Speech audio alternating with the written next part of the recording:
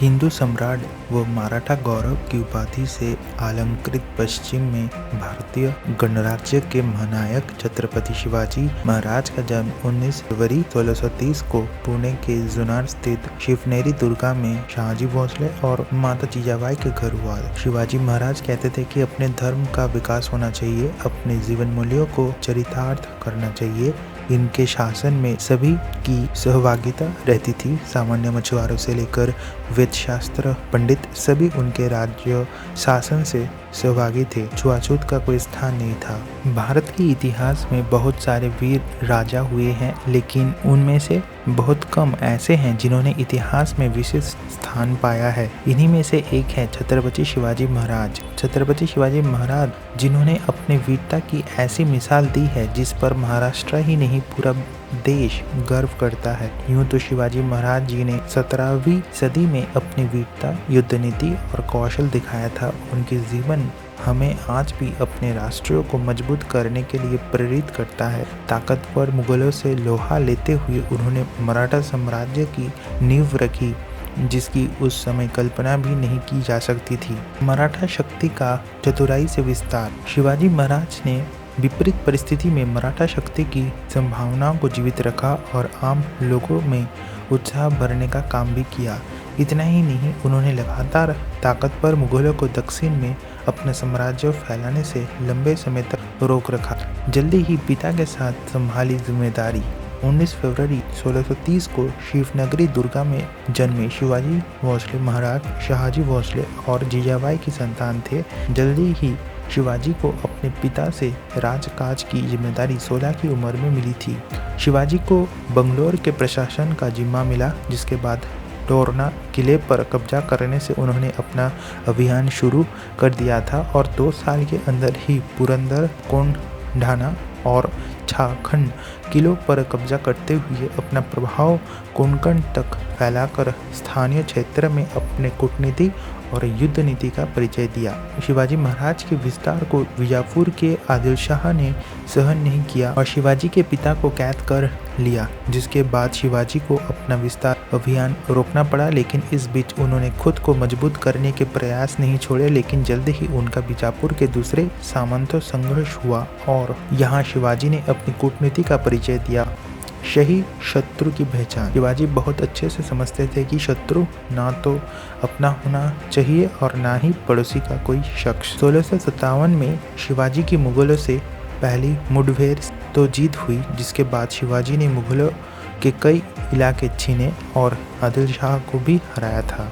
जब औरंगजेब ने दिल्ली की गद्दी संभालते ही शाइस्ता खान को शिवाजी को नियंत्रित करने के लिए भेजा तो शिवाजी ने लाल किला गवा दिया।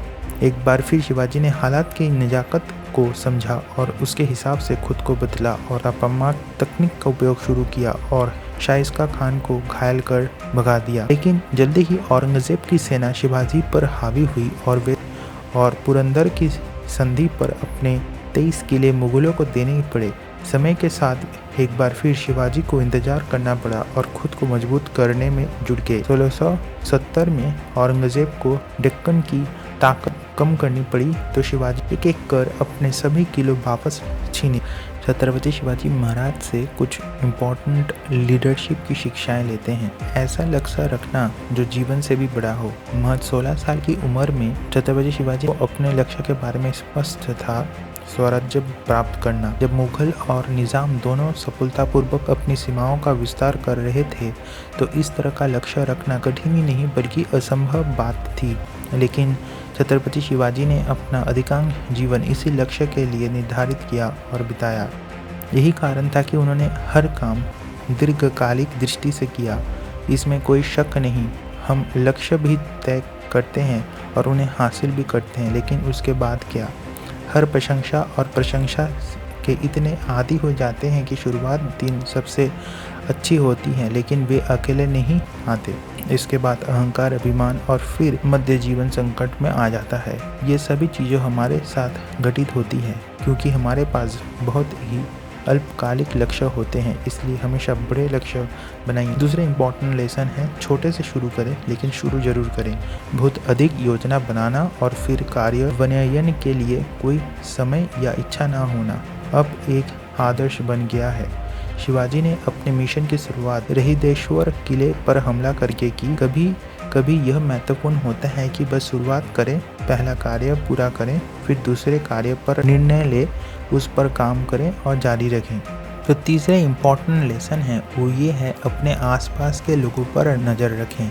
छत्रपति शिवाजी महाराज लोगों की अच्छाइयों का विश्लेषण करने में बहुत अच्छे थे। एक बार भीमा नाम का एक ग्रामीण था। वो छत्रपति शिवाजी के क्षेत्र में भेड़ियों को मारने के लिए अपना पुरस्कार लेने के लिए महल में आया था। उन्होंने सिर्फ एक छड़ी से 3 भेड़ियों को मार डाला था। छत्रपति जी ने आदमी को अपनी सेना में शामिल करने का फैसला लिया। शिव नाम का एक और आदमी था। एक बार जब छत्रपति शिवाजी ने उन्हें फंसे हुए रथ को अपने हाथों से उठाते हुए देखा तो उन्होंने तुरंत शिव की ताकत का एहसास उनको हो गया और उन्होंने इसका इस्तेमाल एक शक्तिशाली दुश्मन अफजल खान के खिलाफ किया। चौथा जो इम्पोर्टेंट लेसन है वो है एक टीम रखें।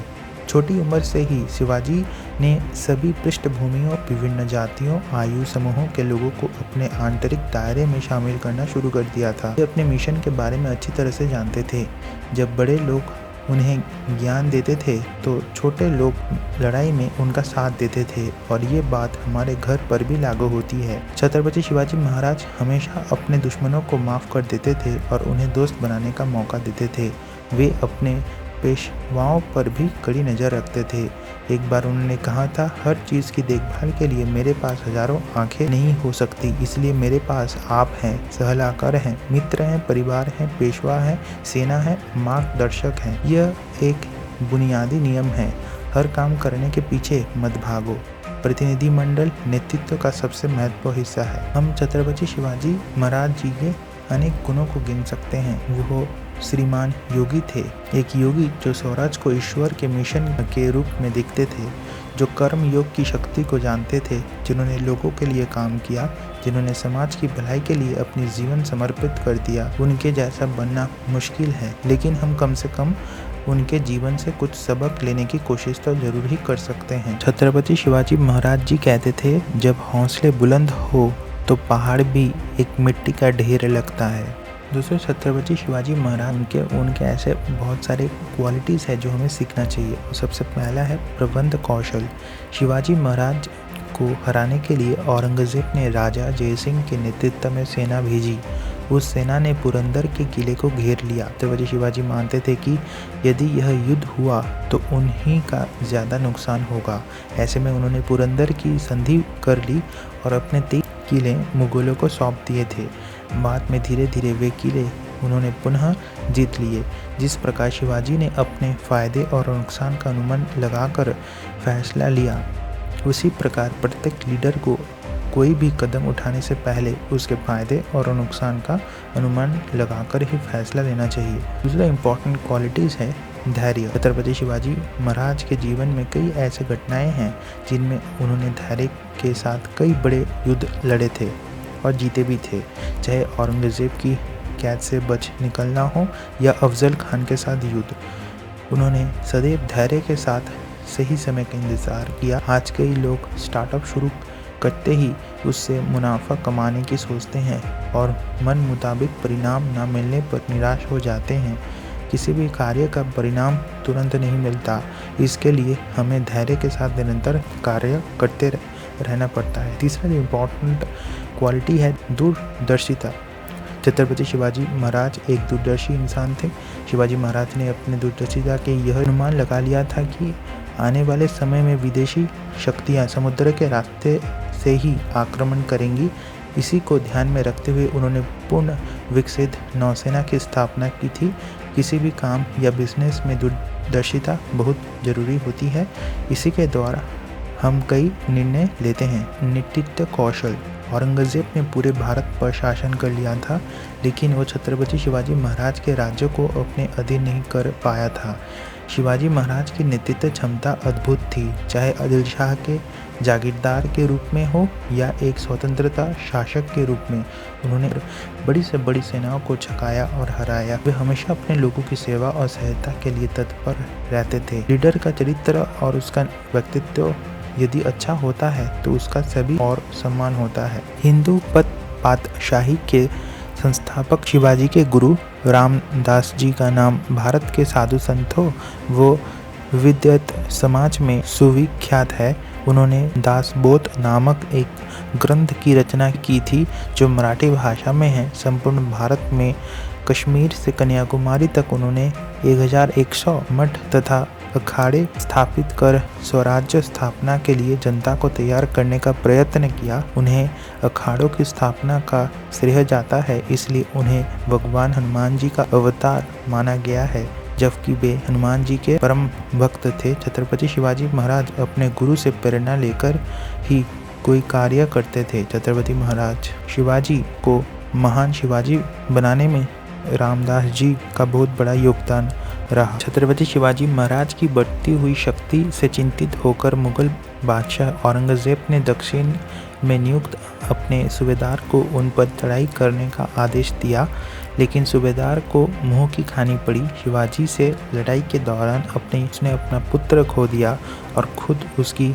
अंगुलियां कट गई।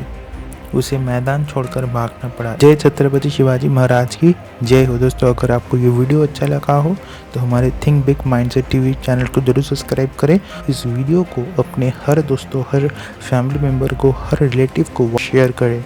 आपका बहुत बहुत धन्यवाद। जय हिंद, जय भारत।